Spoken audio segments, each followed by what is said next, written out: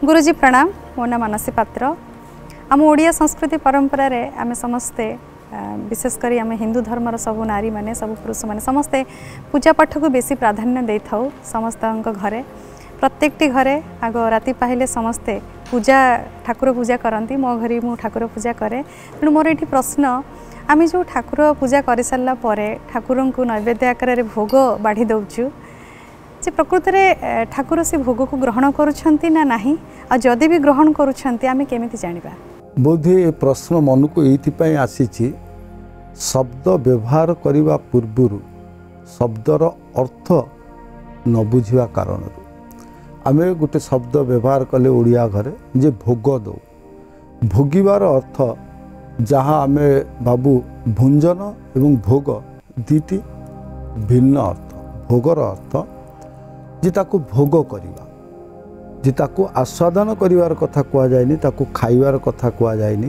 तो आमे जो भोग गुड़िक समर्पित करूँ आम घरे हो बा मंदिर रे हो आमे साधारण भाव में ओडिया घरे कहू जे भगवान होउछंती बासना भोगी। जे जो नैवेद्य आमे समर्पण करूँ ता भितरु आसुथिबा बासना को से आस्वादन करती बा से बासना रूपरे बा नाक पटे से खाद्य ग्रहण करती।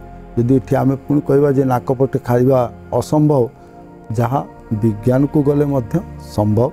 जितेबाला मनीषटीर कौन प्रकार असुस्थता होची देह से आम कौन कहचे नाजल फीडिंग कर नाक पटे खुआउची। तो ये अस्वीकार करिपरिबा नाही जे नाक पटे खाई हब नाही। नाक पटे आस्वादन करी हब जहाँ विज्ञान मध्य प्रमाण दौची। तेणु आमे जो भोग समर्पण करूँ से भोग गुड़ी को भगवान नाकपटे ग्रहण करती।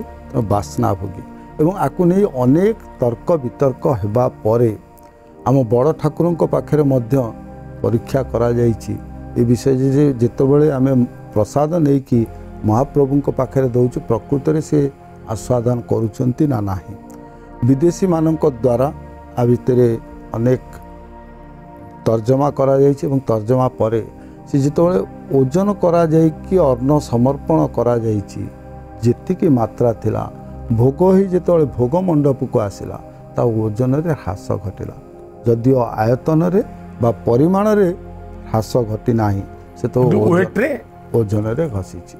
तो से ओजन काहे कमिला जेहेतु से बासनार मध्य किछि ओजन थिला से बासना ग्रहण करिथिबा हेतु महाप्रभु जोपाई ओजन ह्रास घटी। यह हूँ प्रामाणिक तथ्य।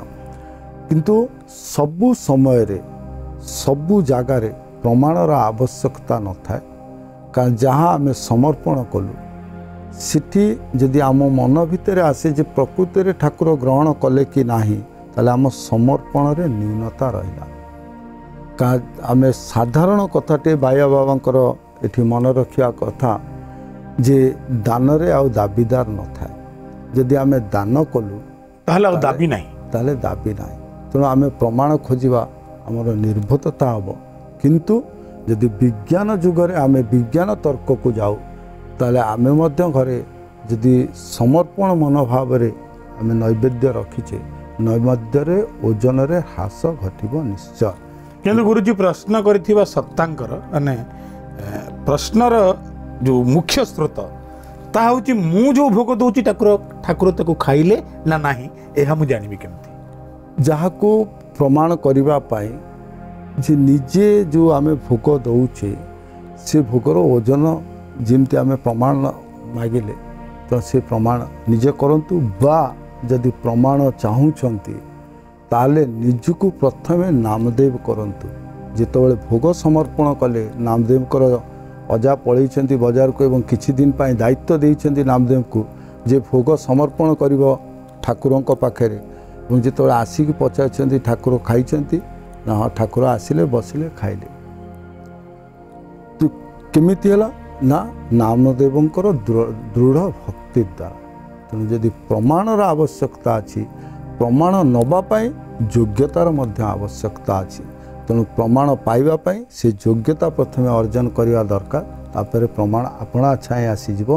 तेणु प्रथमे प्रमाण पूर्व निजर योग्यता प्रति निजे चिंतित हवा दरकार एवं से योग्य ହେବା ପର୍ଯ୍ୟନ୍ତ ଅପେକ୍ଷା କରିବାର ଆବଶ୍ୟକତା ଅଛି।